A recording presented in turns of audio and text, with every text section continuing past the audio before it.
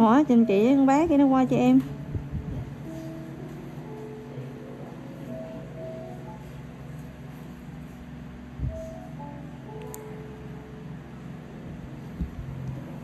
Bé Trà bé gì đó, con bé mà hơi già đó.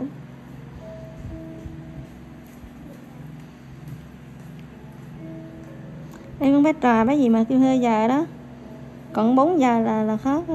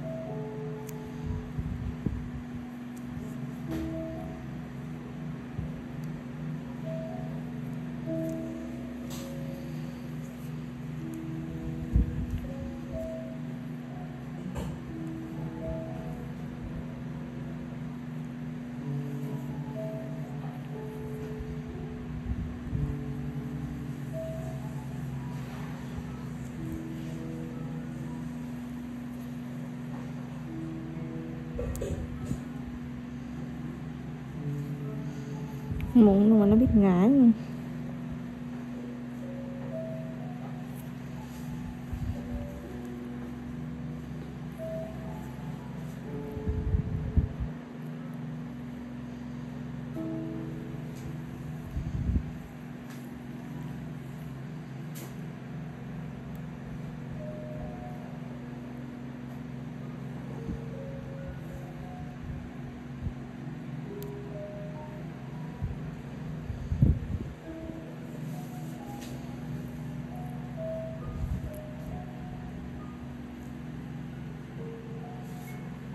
Cô đem bụng nhiều nè. Cô này nè, mình mấy lần rồi chị.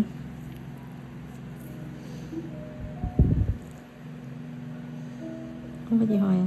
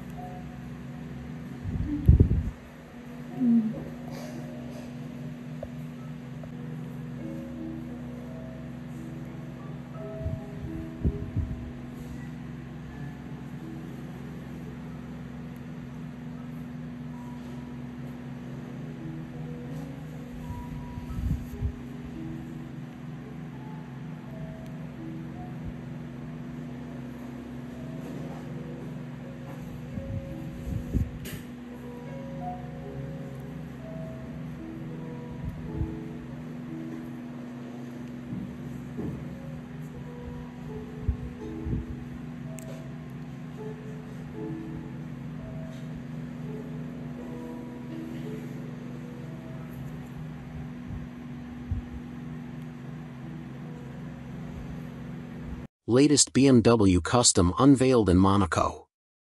This wacky wood and metal cruiser, unveiled in Monaco earlier this month, is the result of the latest collaboration between BMW's R18 Boxer twin cruiser and a top custom house. It's called the R18 Magnifica and has been built by leading Italian customizers Radical Chopper. It received its public debut on June 8 at the exclusive Top Marques show held in the tiny principality on the Mediterranean coast. According to Radical's Andrea Rodali, the bike's inspiration came from vintage motorcycles of the 1920s, 30s, and 40s, in particular BMW's own R37 of 1925. After original sketches, almost everything was handcrafted without the recourse of off-the-shelf items. Wood was chosen as it is a strong reminder of bikes of the past, says Rodali, and took the place of the R37's brown leather saddle, the rear end being a mixture of hand-carved mahogany and polished stainless. Elsewhere, the one-off wheels were machined from aluminium billet and even the discs and calipers were specially made. The vintage-style girder forks were also machined from billet and are completely bespoke, as is the small, aluminium, vintage-style tank. Expect plenty of polished bare metal, too. Underneath, however, the donor R18 remains largely unchanged, including the air-cooled, shaft-drive 1802 cubic centimeters Boxer twin engine, electrical system and most of the dimensions. That said, it is nearly 100 kilograms lighter than the original and is said to remain just as rideable, not that we reckon it'll be used much on the commute. BMW have unveiled two new custom R18s at the Verona Motor Bike Expo that take the giant machine in polar opposite directions. The sport-inspired R18M from Italian magazine Low Ride, which was built by American Dreams, and the heritage touring-inspired R18 Aurora, created by Garage 221. Inspired by the streamlined aesthetic of BMW's M division, Low Ride focused on the chassis, suspension and bodywork, leaving the bike's running gear and electronics unchanged. BMW R18M by Low Ride seat. The original outline was drawn by Oberdan Betzi, famous for his concept sketches of new motorcycles.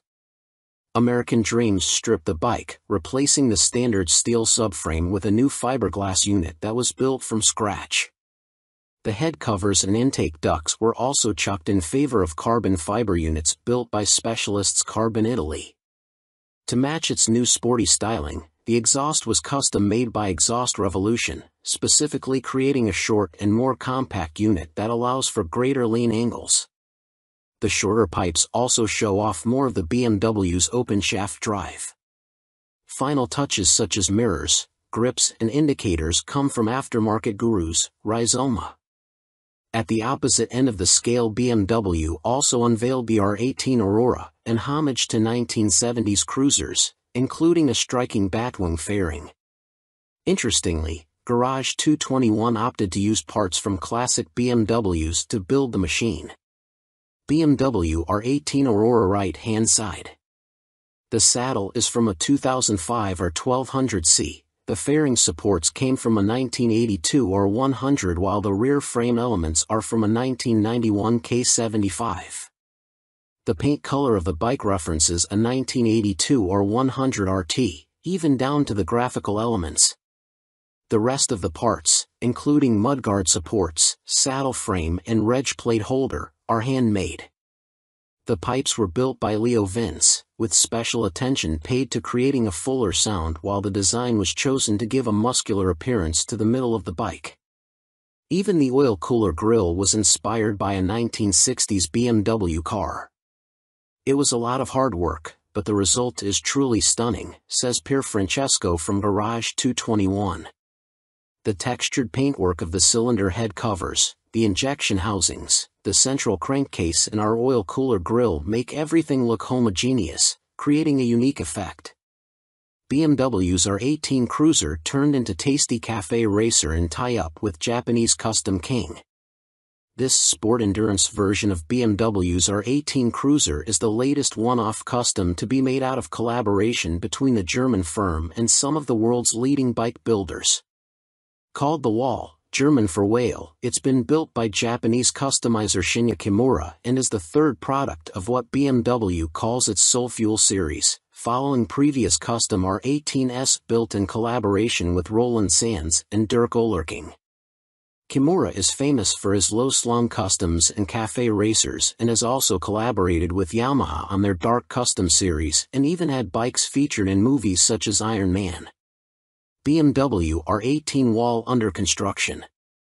His take on the R18 features an all-new, longer, larger one-off fuel tank, a half-race fairing with two asymmetrically arranged headlights designed to look like eyes and some fin teeth below. There's also an elongated seat hump and custom-made seat pad. The exhaust is standard, but painted black. Kimura said, "When I rode the production R18, I thought it might suit my build and riding preferences better if I designed it to be a little more front-facing with a fairing. I also wanted to be able to ride for long distances while feeling and enjoying the legendary Boxer engine. The bike is wild and has almost inexhaustible power on the one hand, yet is completely good-natured on the other, just like a whale, hence the name." BMW R18 gets the works, customized Boxer on sale now from German builder. This uber-cool customized BMW R18 is the latest from celebrated German bike builder Markus Walls, who's now making replicas of the bike that you can buy, for just under £30,000. Ex-racer Walls is one of the biggest names in German customizing via his vast Wallswork business based in Hockenheim and also for his Walls hardcore machines.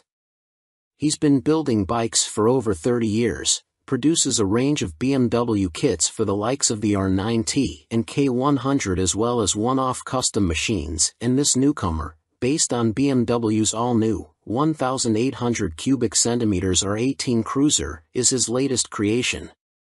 BMW R18 Wallswork engine.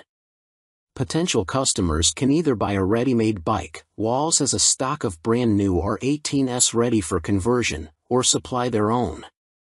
The base model features a Wallswork bobber seat, front and rear fenders, exhaust, side mount number plate, black headlamp, pegs and fuel cap, special mirrors and German-style bar and indicators, plus special engine and numbered plaques. This costs €32,990, £28,225, or around £10,000 more than the standard R18. From there, customers shop from a huge range of further Wallswork accessories including different valve covers, grips, custom paint, black pack, big 21/18" wheel kit, different handlebars, and more. Fair enough, Kingston Custom present BMW R18 build. First published on January 19, 2021 by Ben Clark. BMW R18 Spirit of Passion. Another custom BMW R18 has been unveiled, this time built by Dirk Olerking of Kingston Custom in Gelsenkirchen, Germany. The Art Deco-inspired creation is called the Spirit of Passion and follows other custom builds based on the R18 Cruiser model by customizers including Roland Sands and Bernhard Naumann. The most obvious modification on the Spirit of Passion is an enormous fairing that encloses the front wheel and much of the engine. This bodywork along with the handlebars and rear mudguard were created in-house at Kingston Custom, where the exhausts were also modified. The indicators were swapped for Kellerman units and an LED headlight is integrated with the custom front fairing unit. Aside from that and a saddle chosen from BMW's own accessories catalog, Olerking left the rest of the bike largely unchanged. The BMW R18 is so perfect that I left the technology as it is. The frame is 100% original and so sophisticated that nothing should be changed here, he said. Bernhard Blechman Naumann builds sleek BMW R18 Custom. Another custom-built BMW R18 has been unveiled ahead of the bike's official launch. This time, the big cruiser was modified by Bernhard Naumann, who is also known as Blechman, German for Tin Man, thanks to his distinctive sheet metal work. The design is dominated by the headlight cowling complete with a nostril-like yellow lamp aperture and screen. The fuel tank has been reworked to look sportier and narrower, exposing even more of the 1,800 cubic centimeters big boxer engine and complementing the new clip-on handlebars. At the rear, the original subframe is retained but a new single-seat unit has been created over the top with a brown leather saddle pad and retro buckles. Blechman BMW R18 left front. The whole bike is finished in black with classic BMW white pinstriping and took Naumann and his team 450 hours to complete. My work begins by removing parts of the original version until a white canvas remains, said Naumann. As the construction progresses, the design develops. I call this rapid prototyping Blechman style. I draw my design directly on the object using the final material. This allows me to directly respond to the requirements and to keep an eye on the proportions at all times. Who dragged you up? Roland Sands creates custom dragster from BMW R18. The latest custom designer to be given free rein with BMW's R18 Cruiser is Roland Sands, and this muscle car-inspired dragster is the result. With a pared-down design that makes a showpiece of the 1802 cubic centimeters big boxer engine at its heart, the dragster transforms the R18 from laid-back cruiser to mean-looking, nitrous oxide-breathing straight liner. Starting from the front, the forks are taken from an R9T and paired with the brakes from an S1000RR. The fuel tank is retained from the donor bike albeit with a custom, pinstriped paint job, and the exhausts are replaced with twin stainless megaphone pipes. From the engine backwards, the modifications become even more extreme. The frame has been heavily modified to do away with rear suspension, a new custom seat has been fitted and drag bike foot pegs have been added just in front of the rear spindle. BMW R18 Dragster Profile. With an engine that's so visibly the centerpiece, I immediately thought of muscle cars, said Roland Sands of the creation. My family has always been into going fast and my dad was a drag racer, so I thought it made sense to strip the bike down to the essentials and shape it to go fast on a straight track. A drag bike is only as good as its engine, and so Sands and team set about finding ways to pep up the R18's 89 brake horsepower power plant. The electronics were definitely the most difficult task we had to deal with as we put in nitrous oxide, stripped out the stock exhaust and changed the intake drastically. It was a bit of an experiment, but we dialed it in. The dragster features a host of bits from BMW's milled parts design collection, the levers, wheels, valve covers, breastplate, headlight and gauges all come from the R18's two-tone black extras catalog. The front and rear fenders, though, were modified from stock to retain the bike silhouette. Sands added, "We always want to understand the genre of the bike we are building in, it's the key to keeping it authentic and functional." Revival Birdcage Custom hints at new BMW Boxer Cruiser. If you thought the air-cooled BMW Boxer engine was destined to eke out its final days powering the existing R9T range of heritage offerings, with no chance of further development in the face of ever-toughening emissions regulations, think again. Hiding in plain sight on a radical custom creation unveiled in Yokohama, Japan, at the end of 2018 was an all-new air-cooled BMW engine, supplied direct from BMW Motorrad in Germany to be the heart of this custom works-on crazy special build. This was no R9T derivative, it was an all-new engine, and the R18 name carried on the original bike's tailpiece, as well as the huge physical size of the crankcases and heads, suggested this could be an 1,800 cubic centimeters Boxer twin built to directly attack Harley-Davidson and Indian's dominance of the big-capacity airhead market on their home soil. Now, around 4 months later, a second custom machine has been revealed featuring the same large-capacity Boxer engine, with Vice President of Sales and Marketing, Timo Resch, revealing in a statement that BMW Motorrad will present a series production motorcycle with the big Boxer for the cruiser segment in the course of 2020. The Birdcage features a large-capacity Boxer twin. Known as the Revival Birdcage, the bike was created by American custom house Revival Cycles and was revealed for the first time last Thursday evening at the Hand-Built Show in Austin, Texas. Resch then went on to say, "Naturally we want to keep growing. One step we will take to do so, certainly in the US market, is to enter the cruiser segment." BMW Motorrad is consistently pursuing its growth strategy with the clear aim of becoming the number one in the premium big bike segment. Inspired by German motorcycle racer Ernst Henni's record-setting machines from the late 1920s and early 1930s, the Birdcage uses a titanium frame, designed to give maximum exposure to the big Boxer engine.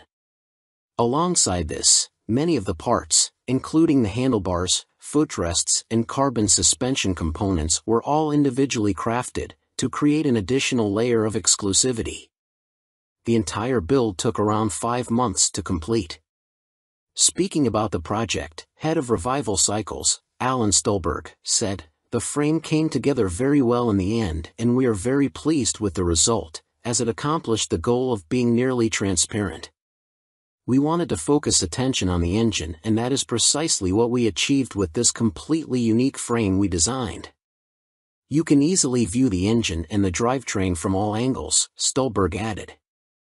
"I have always been a fan of the Boxer engine, but the pure physical size and aesthetic appeal of this prototype really inspired us." All-new air-cooled BMW engine. BMW say the engine is still in the prototype stage, and that the external geometry and visible elements such as the push rods running above the cylinders and chrome-plated protection ducts recall BMW Motorrad Boxer engines that were built until the late 1960s, but with an evidently larger capacity and a modern air/oil cooling. Further details about the engine and its possible future use will be communicated at a later point in time. BMW 1,800 cubic centimeters air-cooled Boxer engine. BMW have long been looking at options for a serious large-capacity air-cooled platform to help them break into the lucrative American V-twin market, even experimenting with an upright W3-cylinder configuration to solve the feet-forward issues caused by the Boxer's head position. But it seems they've decided to plow on with their trademark Boxer configuration, and that its almost 100-year heritage is hugely important to their future direction. The new engine reverts to pushrods, finned heads, massive domed crankcases that look to house a huge flywheel, and distinctly 1920s/30s styling cues. It won't be a relic of the past though, and will have to boast impressive technology to enable it to pass the Euro 5 regulations that will be in force before any production bike will be ready to launch.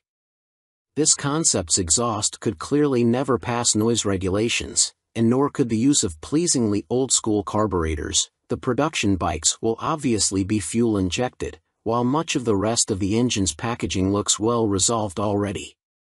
Custom Works on BMW. BMW have clearly learnt from the custom scene, too, with cleverly concealed components hidden where the airbox would reside on an old R-Series Boxer, from which the coil packs leads snake elegantly down behind the carbs and into the back of the cam covers. Interestingly, it also retains the firm's trademark shaft drive, ensuring no messy chains or unsightly belts and sprockets will ruin the cleanliness of the back end. Extreme vision for BMW Custom.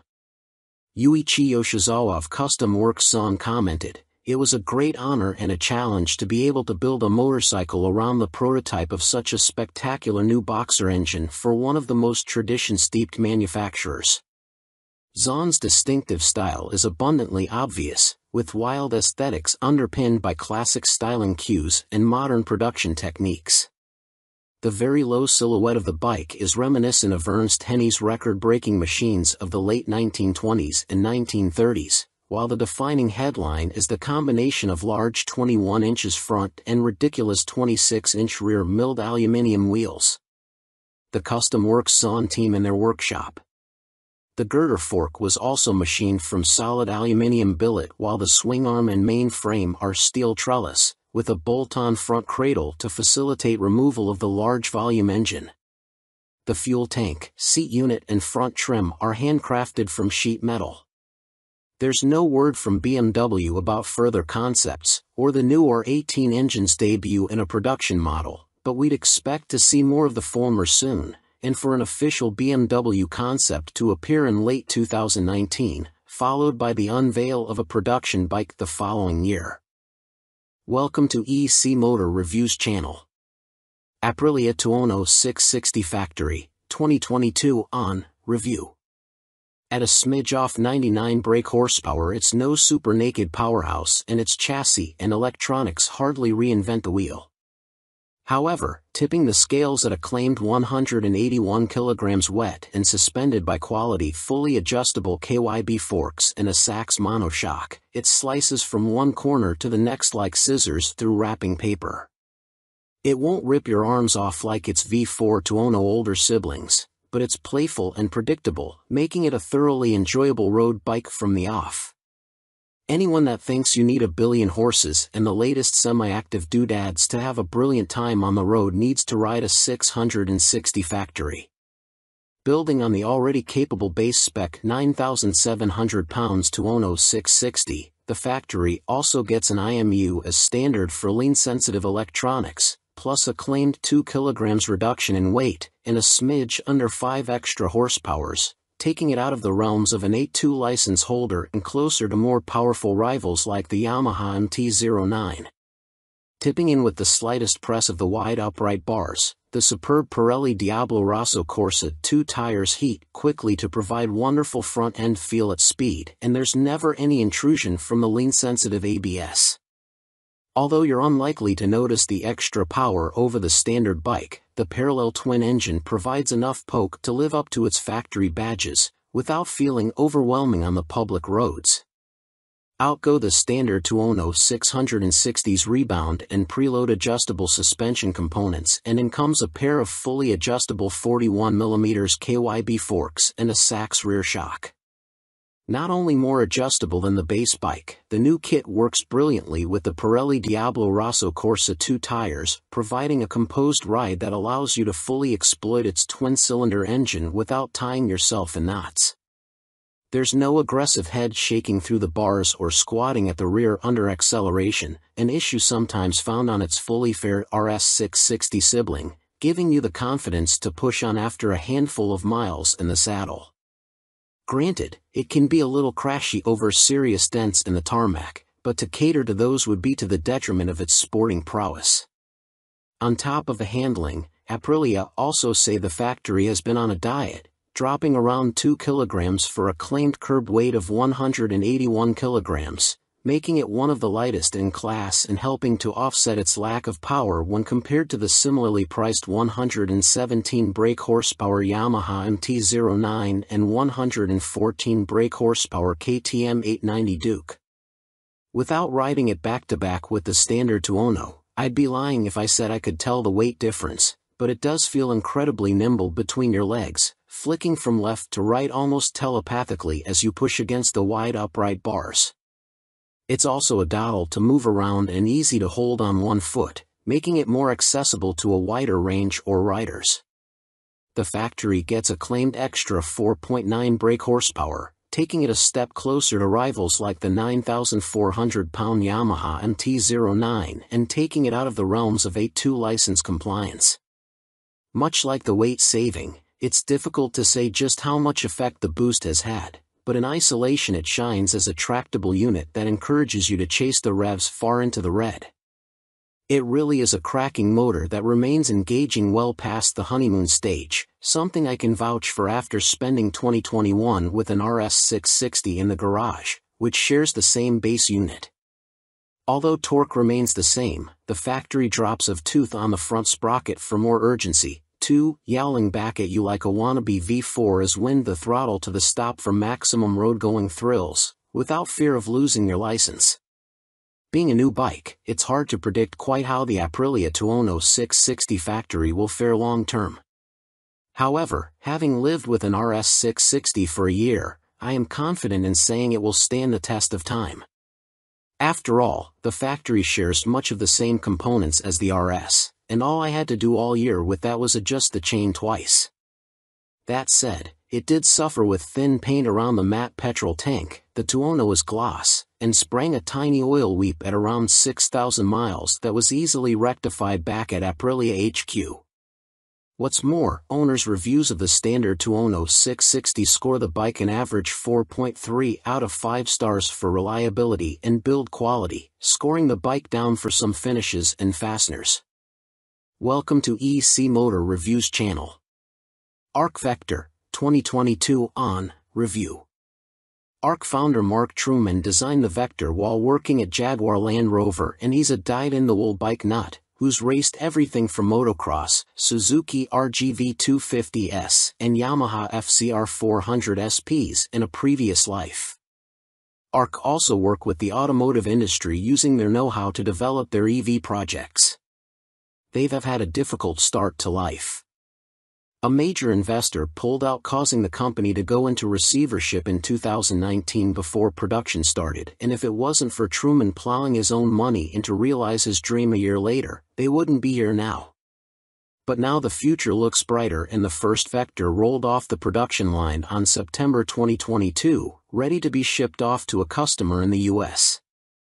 ARC have bravely gone for two unconventional technologies for its maiden motorcycle project at once: battery power and hub center steering. The benefits of its funny front end will be felt at very fast road or track speeds, but it robs the Vector's front end of some feel. Its huge battery pack makes this a very heavy machine for its size and can be unwieldy at walking pace, but the acceleration, speed and smoothness it delivers is outstanding. Shed some weight and wrap this powertrain in a cheaper, more conventional chassis for the masses, and the ARC shows how bright our electric sports bike future could be. The Vector's frame is actually a 3-piece carbon fiber box that contains the 399V battery pack and the mountings for the steering assembly, front swing arm, electric motor and self-supporting seat unit.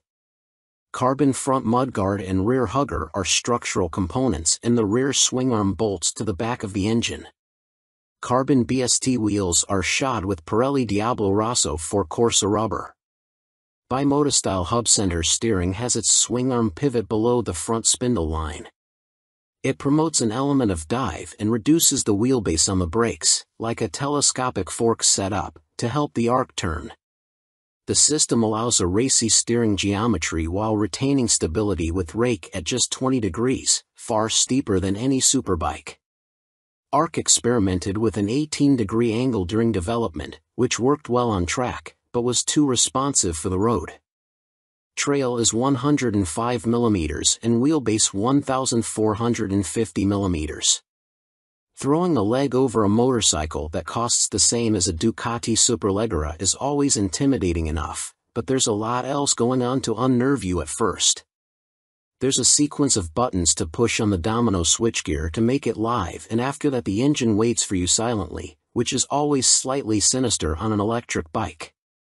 It has a funny Bimota Tessie front end, looks like an extra from a superhero movie, and is incredibly heavy for a diminutive machine. There are no gears or clutch, the back brake is on the left bar, like a scooter, and the dash display is recessed into the top of a tank that stretches all the way down to its LED projector headlight, like the nose of an F1 car. It's a lot to take in at first, but despite it all the ARC Vector acts and rides just like any motorcycle. Each Vector will be tailored to the owner, from the seating and handlebar position to the manufacture of bespoke billet ollie foot pegs. This prototype's layout and general size is reminiscent of a Naughty's super sport bike, like a Honda CBR 600RR. It's compact and racy, but not particularly uncomfortable. Ride quality has the firmness of something like a Suzuki GSX or 1000R, again, not too extreme.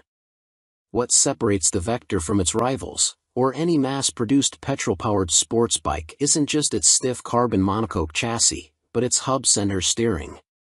Unlike telescopic forks, the ARC system separates braking forces from suspension movement. The Öhlins front shock only needs to deal with bumps, which lets the ARC turn sweetly, even with a big handful of Brembos. It also allows much steeper steering geometry and a short wheelbase for fast steering, without sacrificing stability.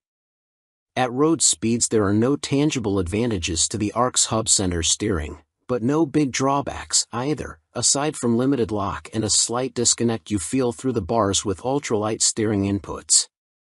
For the most part the Vector steers and handles conventionally, and thanks to its low front swingarm pivot position the dive it produces trail braking into a corner gives you feel. But when you let go of the brakes and tip in, the pressure you'd normally feel running up the forks, or even a BMW telelever setup, and into your hands as the tire digs in, disappears. It gives the sudden impression of running wide or losing grip. It's just a different sensation to learn to after a lifetime on forks, but it can be unnerving, especially on cold. Michelin Power Cup 2 rubber fitted to this prototype. The front end would be easier to trust on a hot day, or on track where tires generate more heat lap on lap. ARC also say the production version will come on more road-biased Pirelli Diablo Rosso 4 rubber, which solves the problem. Welcome to EC Motor Reviews channel. Mack Double Up, Brit firm introduces second single-cylinder model ahead of NEC public debut. British bike firm Mack Motorcycles have revealed the Rex, a second single-cylinder model, ahead of both bikes' public debut at this year's Motorcycle Live show.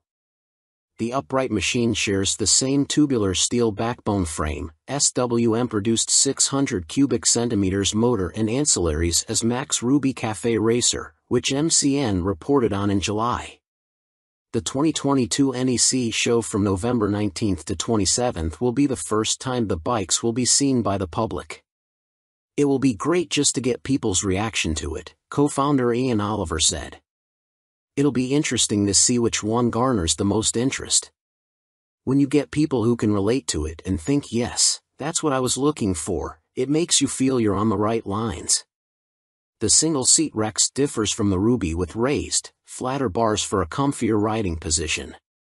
The tailpiece is also more relaxed, but the 760mm seat height remains the same on both models.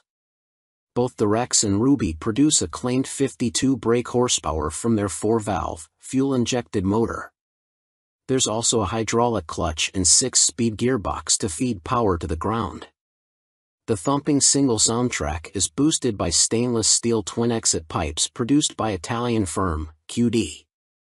Bikes will be assembled in Britain, with the body panels from both machines intended to be interchangeable with around an hour of fettling, meaning you could own one bike for a period of time, before switching, or run a half-and-half configuration. To facilitate this, all the cabling has been made long enough to work with either the hunched-over Ruby or raised Rex positions. The overall wheelbase of both will be 1,430 mm, with the top speed said to be in the region of 100 miles per hour. We want people to be riding bikes ready for next summer, Oliver continued. They will be assembled in Yorkshire. Where else would you make the best motorcycle in the world, but in the best county in the world? Welcome to EC Motor Reviews channel. CCM reveal new cruiser at NEC. Brit firm's 2-up bike is aimed at weekend getaways. That power unit, complete with gloss red cylinder head cap and carbon casing covers, is held in the firm's trademark chrome alloy steel tubular frame finished in black. Although full details remain under wraps, a glance at the side profile reveals a new subframe which protrudes further than that found on the likes of the classic Tracker, allowing for a roomy rider seat and an elevated pillion, both of which appear well padded.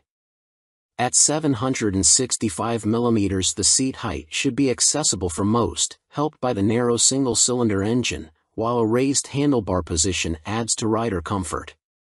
Boosting the cruiser's long weekend ability are a pair of buckle-up leather panniers. Also featured is a roll-style bag sitting on top of the rear mudguard. The cruiser will be only the second bike in the CCM Spitfire-derived range to include luggage as standard, after the 18,000-pound baby blue RAF Benevolent Fund Spitfire. Unlike the premium Air Force machine though, the cruiser rolls on Excel-spoked rims with dual-purpose Kenda tires, allowing you to take your weekends off the beaten track, should you so wish. Brake and suspension setups appear to be the same as on the Tracker with a monoshock rear and upside-down Marzocchi forks up front. Stopping duties will be performed by J1 brakes with a 4-piston radial caliper gracing the front. The tank is likely to be the same nylon composite while a carbon fiber front mudguard bracket and radiator housing complete the bike. CCM Cruiser in detail. High bars, built for comfort, the bars are wide and high to negate pressure on the wrists on long-distance rides. Simple beauty, the steel trellis frame is beautiful in its simplicity, finished on the cruiser model in flat black. Light on its feet, according to CCM, the cruiser weighs in at just 146 kilograms dry, making it one of the lighter mid-size cruiser models on the market. Swing low, the low-slung dual exhausts protrude below soft luggage, flanking the trellis swing arm. Welcome to EC Motor Reviews channel. Honda CBF 1000, 2006 to 2009, review. The big CBF uses a detuned Honda Fireblade engine, is fabulously easy handling with smooth throttle response and great ergonomics. Alavis makes the Honda CBF 1000 hooningly enjoyable, yet novice-friendly and a great value all-rounder. It's just a shame it looks so dull. Knife through butter stuff. Hondas are often smooth and sweet, but the silky Honda CBF 1000 takes it to another level. Ride and comfort on the Honda CBF 1000 is sublime, and despite seemingly budget-grade suspension and brakes, handling is precise and with a quality feel too. Sports bike riders will be impressed with the Honda CBF 1000's ride. The 2006 Honda Fireblade engine is reworked for added mid-range, at the expense of top-end power, and the result, as demonstrated in the Honda CBF 1000, is a blast. The Honda CBF 1000 is idiot-proof, flexible, glitch-free, delivers exactly where you want it yet is still 140 miles per hour potent if you want it to be. The Honda CBF 1000 suspension, wheels etc. may not be cutting-edge sports bike fare and the frame just a steel spine type, that alloy side cover is a fake, but it's all bolted together and finished to Honda's usual high standards. Nor are there any reliability issues so far with the Honda CBF 1000 and, with the engine being a detuned version of the blades, are there likely to be? Whichever way you look at it, the Honda CBF 1000 is a lot of bike for the money. Great superbike-derived engine, fine chassis, excellent rider comforts and superb practicality and versatility, all for under £6,000 makes for an almost unbeatable deal. Being a Honda, the CBF 1000's residuals should be better than most, too. Find a Honda CBF 1000 for sale. It may have cost under £6,000 new, but the Honda CBF 1000 isn't lacking.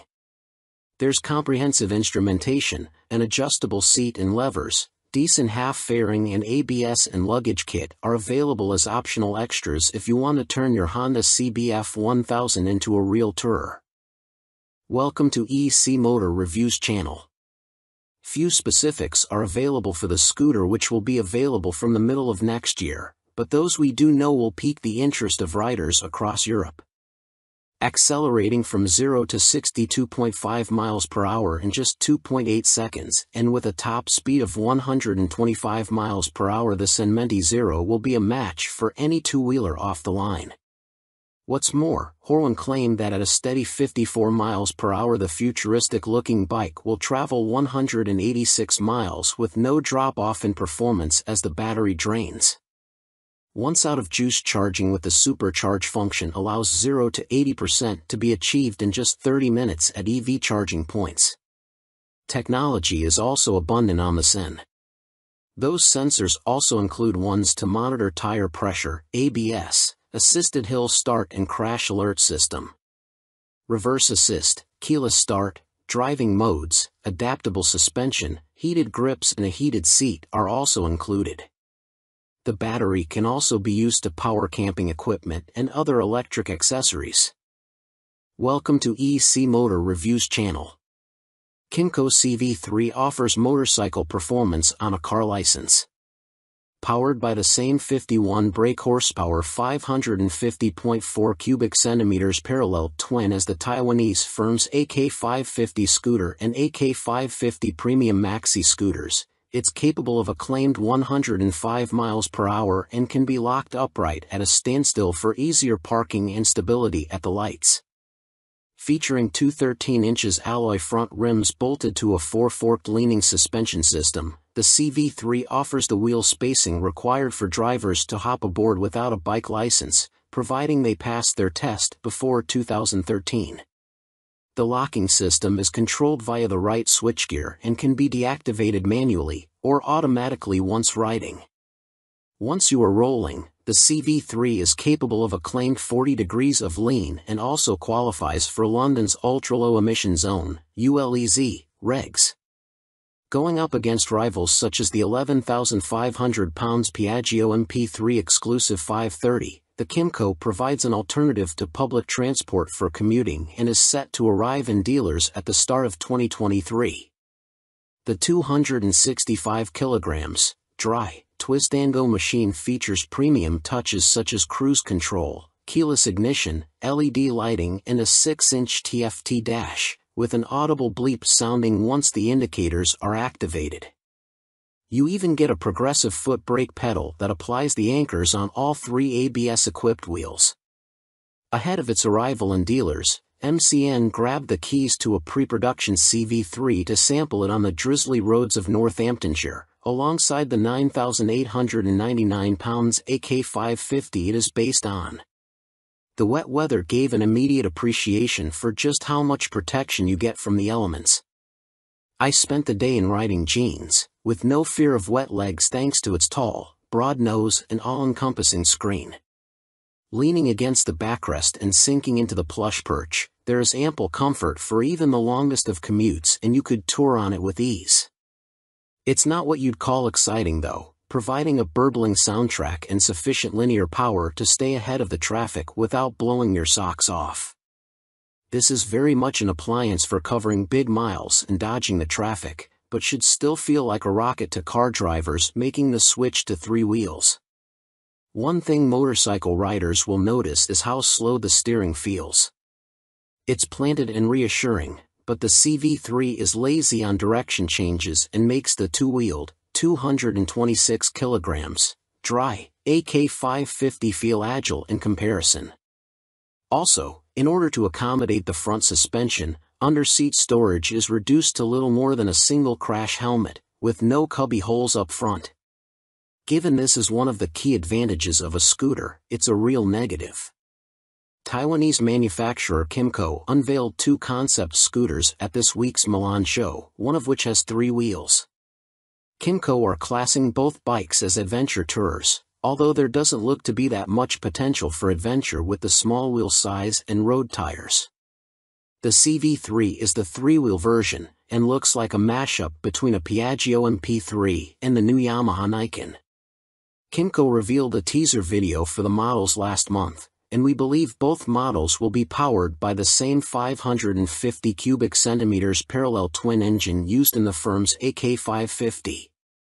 KYMCO haven't confirmed this, and now they expect the new models to have a power output greater than the AK550. Welcome to EC Motor Reviews channel. Morini poised for desert action, Italians hint at rugged new up-spec X-Cape Rally Edition.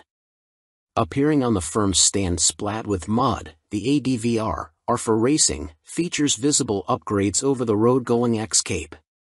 The 649 cubic centimeters parallel twin remains unchanged, but helping it breathe is an SC Project Racing exhaust system that should add a few ponies to the existing 60 brake horsepower at 8250 RPM. Appearing on the firm's stand splat with mud, the ADVR, are for racing, features visible upgrades over the road-going X-Cape.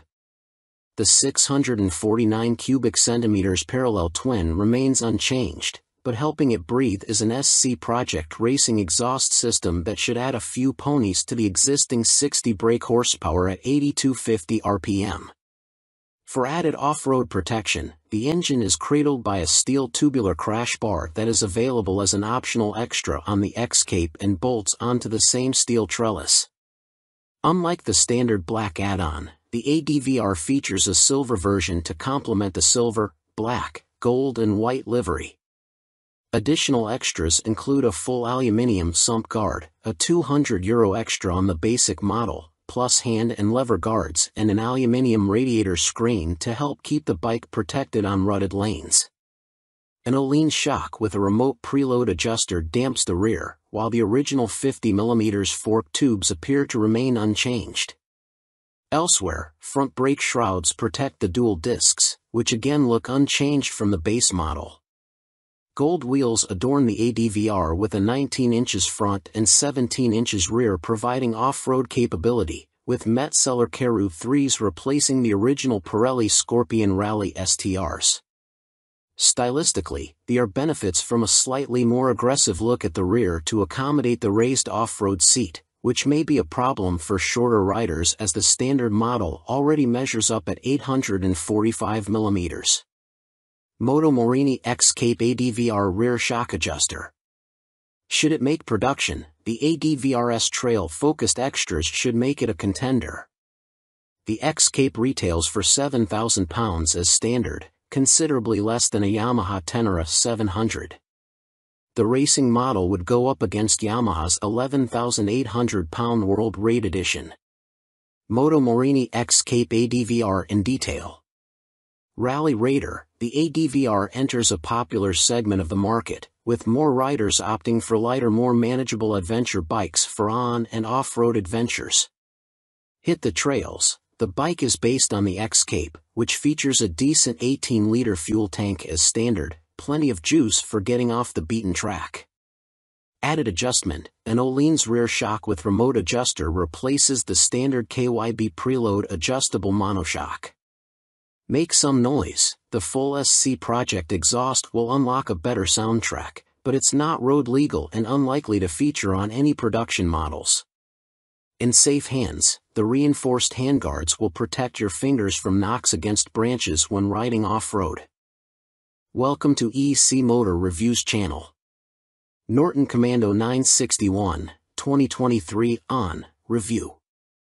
However, the modern interpretation never quite hit its mark. Factor in all the other well-documented issues surrounding the British firm during the Stuart Garner era, and the Commando name lost some of its appeal. But now it's back. With huge investment from Indian owners TVS and a posh factory to play with, revitalized Norton have launched a re-engineered and revised Commando 961. With strict new quality processes in place, they hope the latest version makes the famous name desirable again. And it does. The Commando experience is now what you expect of a traditional British parallel twin, but without all the niggles and worries that came with the previous version.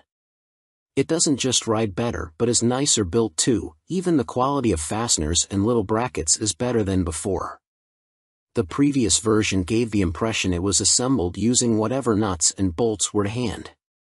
Whether it's worth the best bit of 17 grand depends on your perspective. Compared to Triumph's similar-looking Thruxton RS, the new Commando costs £3,000 more yet has less power, a much lower equipment level and, I suspect, less outright handling potential. However, where the Triumph feels like a modern mass-produced bike with period style, the Norton gives a genuine sense of a connection to its famous ancestors. With its thudding power, engaging feel, handmade frame, classy anodized aluminium yokes and hand-polished exhausts, the Commando is different. Indifferent in a good way. Norton have revised the frame. Oil for the dry sump engine is carried in a tank in the frame, near the steering head, and they discovered that there was a chance of cracks during their thorough testing of the inherited design.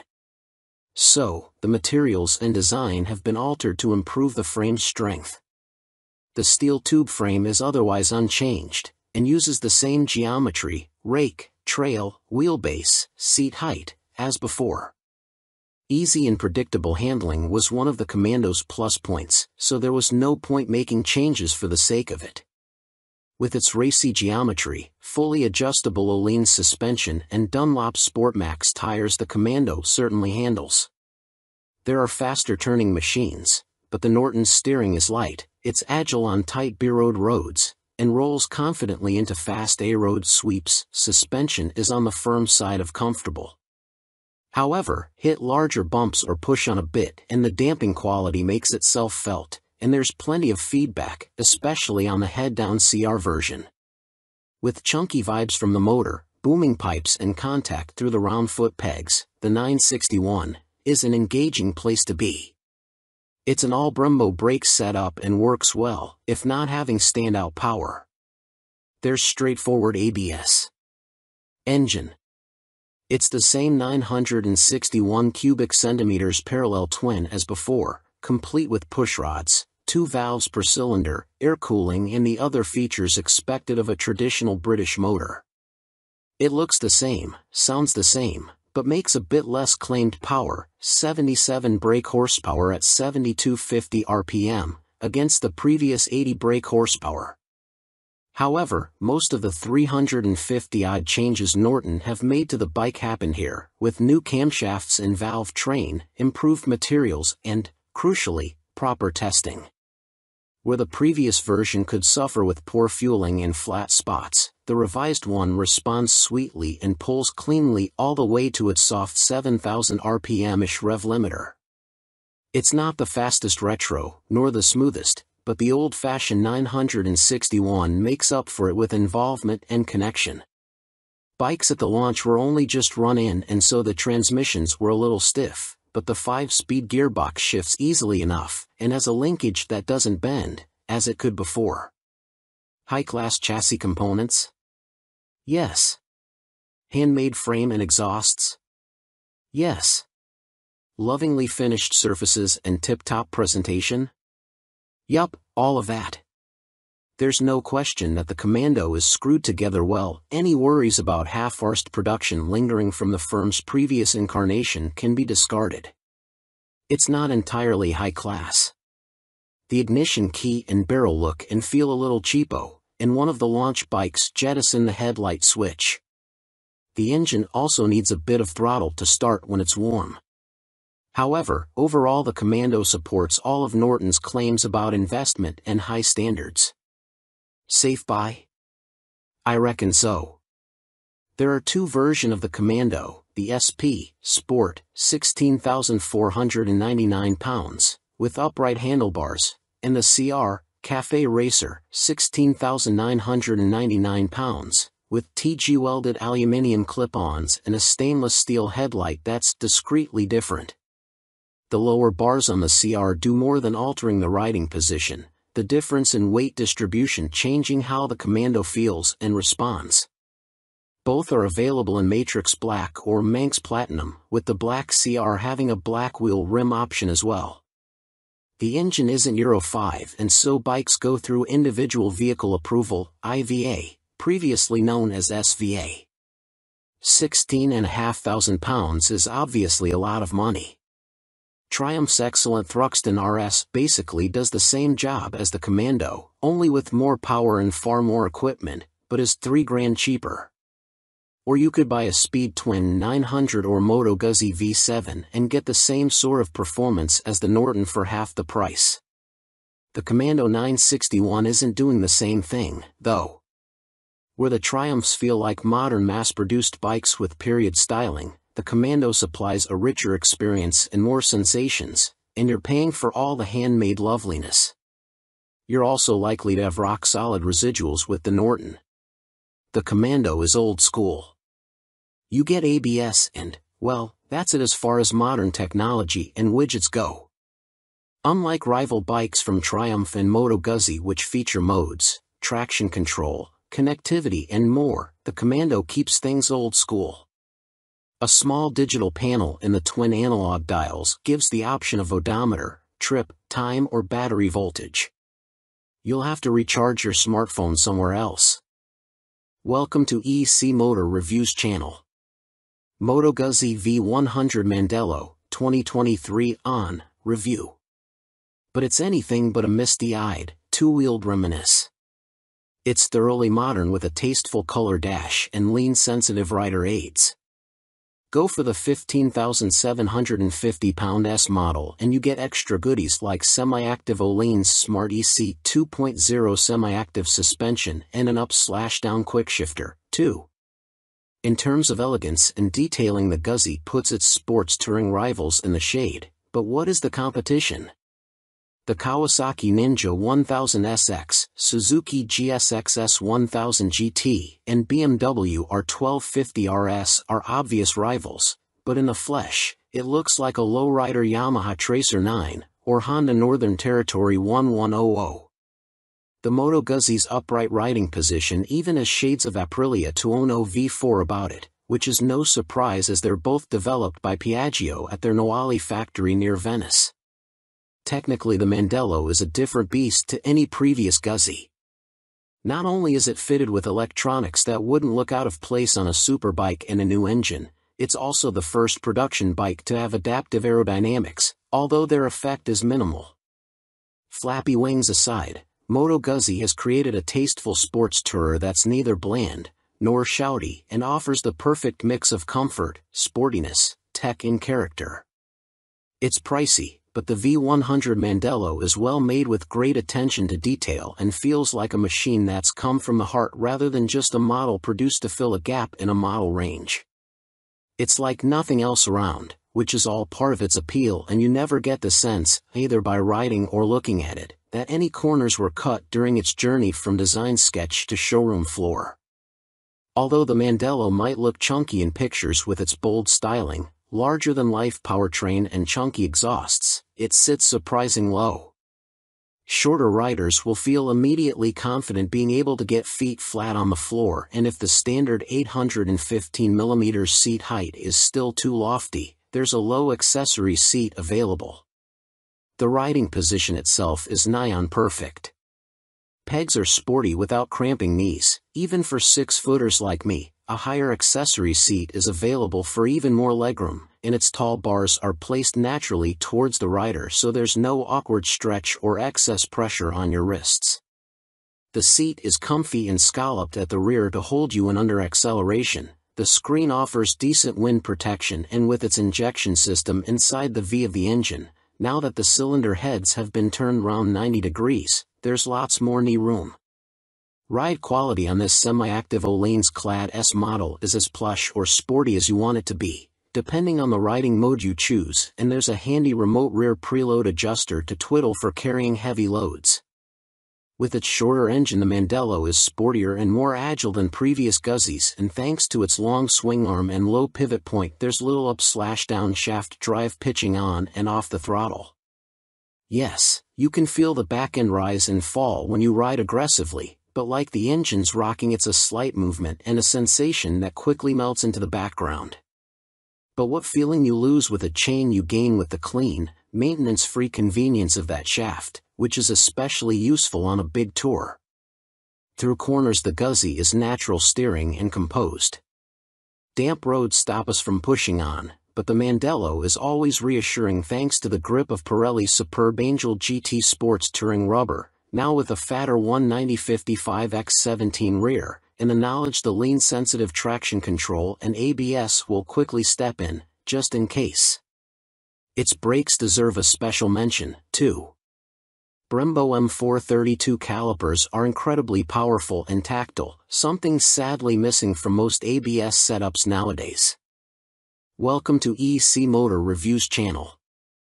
Piaggio Vespa GTS 300, 2022 on review. Since then it's been through a number of engine offerings and additional features in its almost 2 decades on the road, culminating in this GTS 300 SuperTech, which is the most advanced version yet. The styling has been tweaked sensitively to retain traditional cues while adding a modicum of modernity, and I reckon they've pulled that off brilliantly. We're riding it in the city, its handling was honed, and it's clear they're pleased as punch with their product because some of Rome's poorer road surfaces make the UK's worst look like a pool table. And that's saying something. This is a major improvement on the previous bike. The front suspension has been redesigned with an additional pull rod, which helps tame the bouncing of the 12-inch wheel over rough roads. It makes the bike pliant and predictable over cobbled streets and potholes in a way other scooters can struggle with. Braking has been breathed on, with Brembo providing both master cylinders along with the rear caliper, and Nissan supplying the front. The levers themselves are angled further down for better comfort. We rode quickly and assertively for hours on end and finished thinking we could do it all again right away. The lever feel is progressive and positive, but will stop you rapidly given a good enough tug. Furthermore, this bike is pretty much the perfect partner for urban riding. Its steering is light and direct but with loads of lock for rapid direction changes. It carves through traffic impressively well. Don't expect Panigale performance, but considering this bike's natural stomping ground, city centers packed with commuter traffic, the 300 HP motor is just the job. Mechanically it's the same 278 cubic centimeters unit as introduced in 2019, albeit optimized for smoothness. Increased valve lift and a new multi-jet injector are controlled by the latest Magneti Marelli MIUG4 ECU, and additionally this allows the bike to be started with only 2 crankshaft revs, ideal for a quick getaway. It feels a little on the sluggish side when I first pull away, seemingly not as keen to rev as I'd like, but the elastic nature of the continuously variable transmission, CVT, didn't help there either. However, this twist and go is a seriously easy thing to ride, as well as sounding and feeling the part, although in my opinion a different end-kin would be a welcome addition to up the emotion a touch. Reliability and build quality. Next up, value. 4 out of 5. April 5th. A close inspection of the build quality of the bikes we rode in Rome reveals pleasingly high standards, which you'd expect given the premium positioning of the Vespa as Piaggio's upper-class scooters. The paint is rich and nicely applied, there aren't any ugly welds and I couldn't spot anything of concern about the overall finish. Some of the switchgear on the bars did feel a little flimsy, though, leaving me wondering what it'd be like after a few years bustling through cities. Older Vespas also suffered with corrosion due to their pressed steel construction, but given this is a new model, time will tell whether this remains an issue. Try not to miss any services, either. The drive belts are known to fail if not regularly checked. Luckily Vespa is offering fixed-price servicing to keep you covered. The level of kit on offer depends on the version of GTS 300 you're going for, but all get keyless ignition, a bike finder function that flashes the indicators when you press a button on the key, a glove box and storage under the seat. The Vespa MIA connectivity system is optional on classic spec, and on the GTS Super, the main difference between these bikes is the colorways on offer, which are more traditional on the former and sportier on the latter. Moving up to GTS Super Sport means the MIA system is standard, while the GTS SuperTech gets the new TFT dashboard and carpet and lighting for the under-seat storage area. There's also a glove box with a USB connection to charge your devices while on the move. And on the subject of connectivity, download the Vespa app and you can connect your phone to this bike via Bluetooth. This will work with the optional Visor 3.0 lid, which has earphones and an intercom and will indeed fit under the seat. Welcome to EC Motor Reviews channel. Cine's Hero X125, 2022 on review. And it's impressive even if you class yourself as a biker, like I do. Living in the countryside means I definitely sway towards geared 125s like Cine's own Akuma. They're cheaper, faster, and more fun. However, should I ever move to a town or city, the Hero X would be among my first choices for transportation. It offers so much practicality and usability on a daily basis, is easy to ride, has impressive quality for the price, and works out of town too. Scooters may not be to everyone's fancy, and that's okay, but for someone who previously held them in low regard, the Hero X has opened my eyes. Who wouldn't like all that storage? The Hero X is the easiest thing to ride in the world. Most of its weight is concentrated very low down, which can take a bit to get your head around if you're used to a bike. However, provided the speed is right, not too fast, the Hero's cornering is decent. It's nice and stable despite the small wheels, too. This said, the Hero X is obviously much better suited to an urban environment rather than the pothole-littered roads of rural England, where you can get a little thrown around riding at speed, part of which is because of the scooter riding position. With its low handlebars, they class it as a sports scooter. It gives great forward visibility, easy urban control, and is very comfortable, especially with the mattress of a seat that's parked on the rear.